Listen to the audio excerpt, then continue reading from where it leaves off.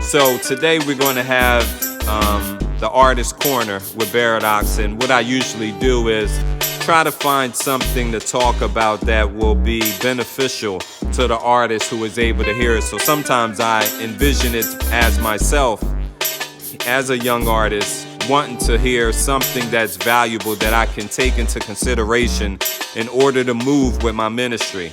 And today's topic is really dealing with that, ministry.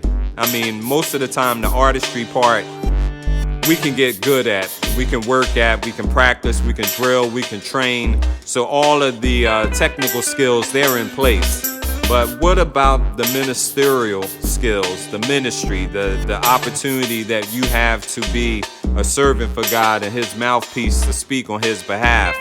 That's something that we got to develop, because it's just easy writing rhymes and spitting rhymes and putting bars and metaphors and all those things that are good. But in the end, what's going to carry a person's eardrums to get a word from God into their heart? It really has to be ministry, and it has to be focused. So the topic is the big picture for your ministry. Do you know what it is? Do you know what the big picture is for your ministry?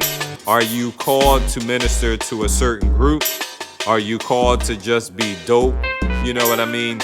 Or are you called for the overall mission, the Great Commission, to be able to position people to be able to hear from God, to develop a relationship with God, to grow spiritually?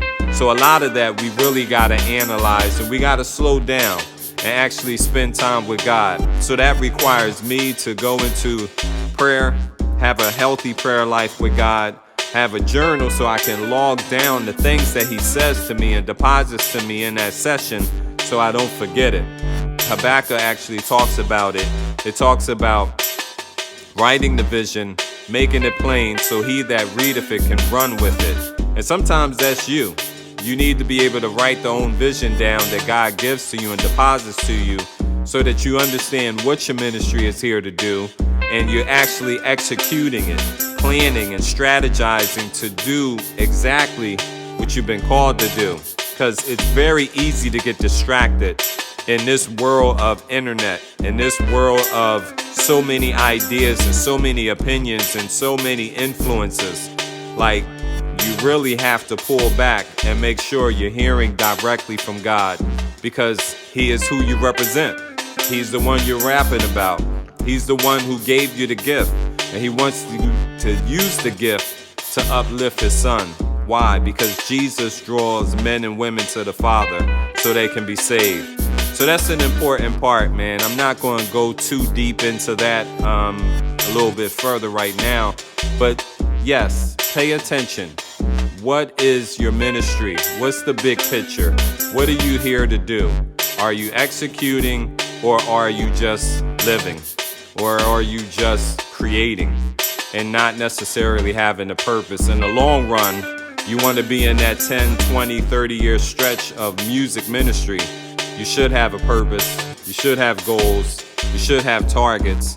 But they should be given to you by the one who creates all things, and that's God. So let that be a word of encouragement, a word of influence to you.